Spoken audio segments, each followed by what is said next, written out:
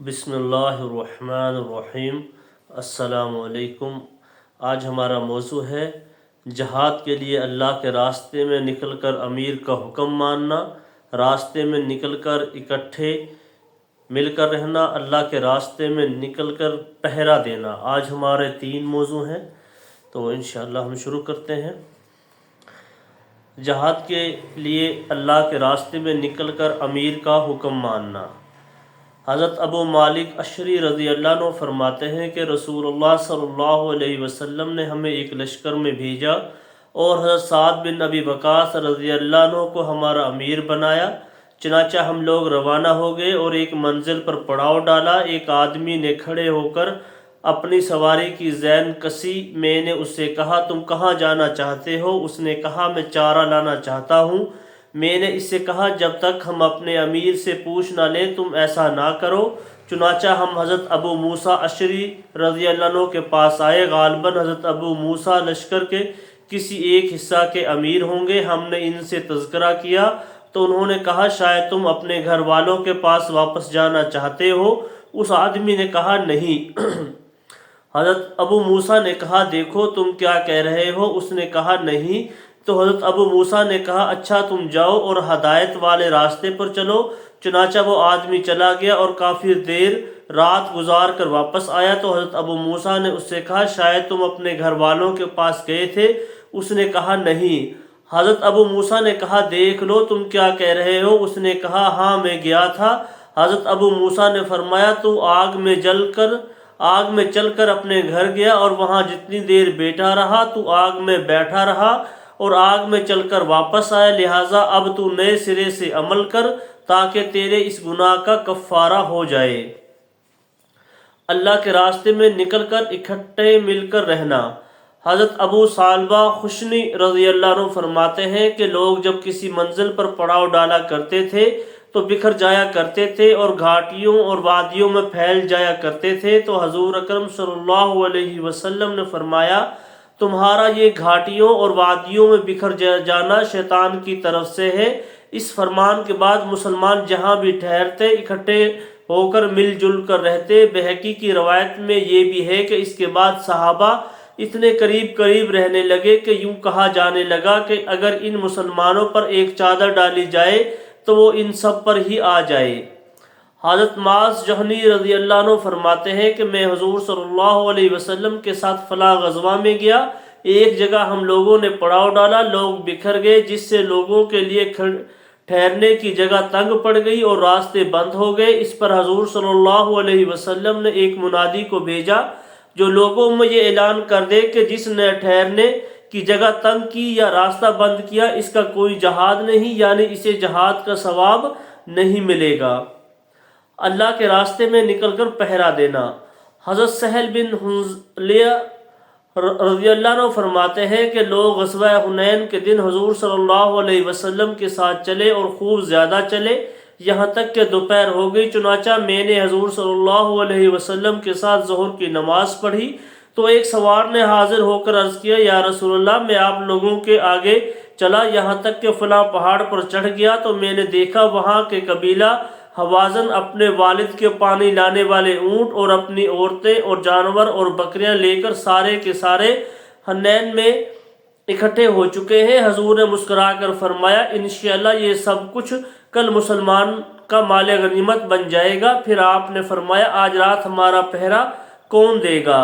حضرت انس بن ابی مرثد غنوی رضی اللہ عنہما نے فرمایا یا رسول اللہ میں پہرا دوں گا۔ حضور صلی اللہ علیہ وسلم نے فرمایا اچھا سوار ہو جاؤ۔ چنانچہ وہ اپنے گھوڑے پر سوار ہو کر حضور صلی اللہ علیہ وسلم کی خدمت میں آئے۔ آپ صلی اللہ علیہ وسلم نے ان سے فرمایا سامنے اس گھاٹی کی طرف چلے جاؤ اور اس گھاٹی کی سب سے اونچی جگہ پہنچ جاؤ، وہاں پہرا دینا اور خوب ہوشیار ہو کر رہنا، کہیں دشمن آج رات تمہیں دھوکہ دے کر تمہاری طرف سے نہ آ جائے۔ جب صبح ہوئی تو حضور صلی اللہ علیہ وسلم اپنی نماز کی جگہ پر تشریف لے گئے اور 2 رکعت نماز پڑھی۔ پھر آپ صلی اللہ علیہ وسلم نے فرمایا کیا تمہیں اپنے سوار کا کچھ پتہ لگا؟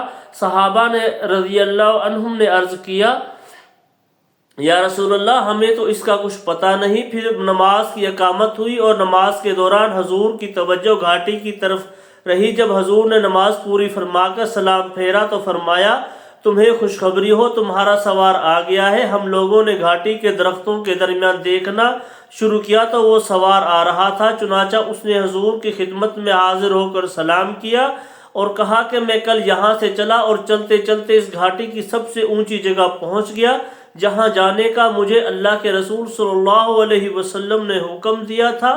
میں رات بھر وہاں پہرا دیتا رہا۔ صبح کو میں نے دونوں گھاٹیوں کی طرف جھانک کر غور سے دیکھا، مجھے کوئی نظر نہ آیا۔ حضور صلی اللہ علیہ وسلم نے فرمایا، اس سوار سے پوچھا کیا تم رات کو کسی وقت اپنی سواری سے نیچے اترے ہو؟ اس نے کہا نہیں، صرف نماز پڑھنے اور قضاء حاجت کے لیے اترا تھا۔ آپ صلی اللہ علیہ وسلم نے اس سے فرمایا تم نے آج رات پہرا دے کر اللہ کے فضل سے اپنے لیے جنت واجب کر لی۔ پہرا کے اس عمل کے بعد اگر تم کوئی بھی نفلی عمل نہ کرو تو تمہارا کوئی نقصان نہیں ہے، اس پہرا سے تمہیں بہت ثواب ملا ہے۔ حضرت ابو عطیہ رضی اللہ عنہ فرماتے ہیں کہ حضور صلی اللہ علیہ وسلم ایک مرتبہ تشریف فرماتے، آپ صلی اللہ علیہ وسلم کو بتایا گیا کہ ایک آدمی کا انتقال ہو گیا ہے۔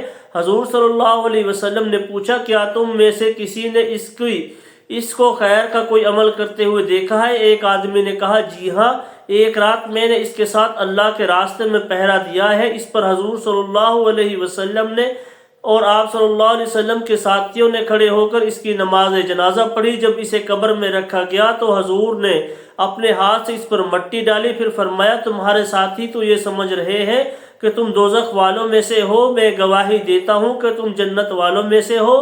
پھر حضور صلی اللہ علیہ وسلم نے حضرت عمر بن خطاب رضی اللہ عنہ سے فرمایا تم لوگوں کے برے اعمال کے بارے میں نہ پوچھو بلکہ تم فطرت والے اسلامی اعمال کے بارے میں پوچھا کرو۔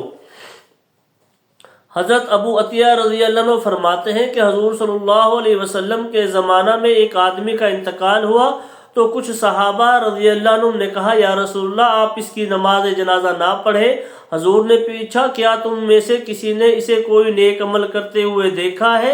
پھر آگے پوری حدیث بیان کی۔ حضرت ابن عاص رضی اللہ عنہ فرماتے ہیں کہ حضور صلی اللہ علیہ وسلم ایک آدمی کے جنازے کے لیے باہر تشریف لائے۔ جب وہ نماز جنازہ رکھا گیا تو حضرت عمر بن خطاب رضی اللہ عنہ نے فرمایا یا رسول اللہ آپ اس کی نماز جنازہ نہ پڑھیں کیونکہ یہ بدکار آدمی ہے۔ حضور نے لوگوں کی طرف متوجہ ہو کر دریافت فرمایا کیا تم میں سے کسی نے اس کو کوئی نیک عمل کرتے ہوئے دیکھا؟ آگے پچھلی حدیث کی طرح مضمون بیان کیا ہے۔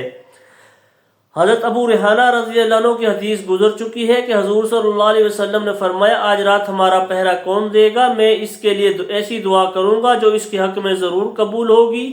ایک انصاری نے کھڑے ہو کر کہا یا رسول اللہ میں پہرا دوں گا۔ آپ صلی اللہ علیہ وسلم نے فرمایا تم کون ہو؟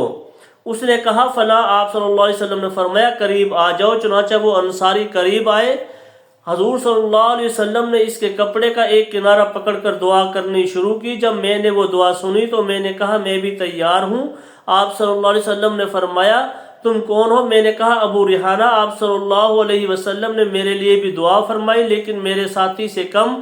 پھر آپ صلی اللہ علیہ وسلم نے فرمایا جو آنکھ اللہ کے راستہ میں پہرا دے اس آنکھ پر آگ حرام کر دی گئی۔ اور اللہ کے راستہ میں نکل کر نماز پڑھنے کے باب میں حضرت جابر رضی اللہ عنہ کی حدیث گزر چکی ہے۔ اس میں یہ ہے کہ آپ صلی اللہ علیہ وسلم نے فرمایا آج رات ہمارا پہرا کون دے گا؟ ایک مہاجری اور ایک انصاری نے اپنے آپ کو پہرے کے لیے پیش کیا اور انہوں نے کہا یا رسول اللہ ہم پہرا دیں گے۔ آپ صلی اللہ علیہ وسلم نے فرمایا تم دونوں اس وادی کی گھاٹی کے سرے پر چلے جاؤ۔ یہ دونوں حضرات عمار بن یاسر اور حضرت عباد بن بشر رضی اللہ عنہم تھے۔ جو کچھ پڑھا ہے اللہ تعالیٰ اس پر ہم سب کو بھی عمل کی توفیق عطا فرمائے۔ السلام علیکم۔